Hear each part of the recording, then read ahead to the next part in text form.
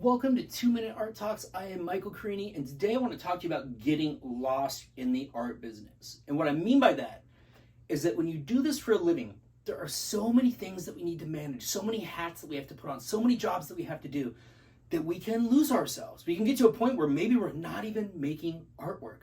And there's this big misconception that as a full-time artist, that I just get to make artwork all the time. And that is not the case. There are oftentimes big lulls in between my time in the studio because I have to manage all these parts of the business: the social media, the marketing, the promotion, building relationships, contacting prospects, talking to potential collectors and buyers, reaching out to businesses. There is so much to do to make it as an artist that it is so easy to lose what you came to do, and that is to make the artwork. So all of these sides of the business are tremendously important. You do want to balance them out.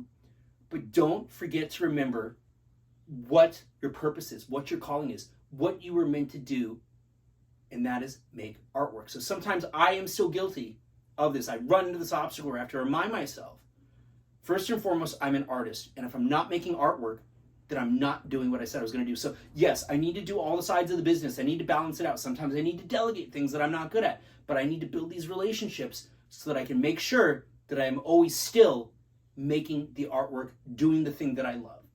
So I'm curious, which aspects of the business are you getting lost in? Share your thoughts, and I'll see you next time.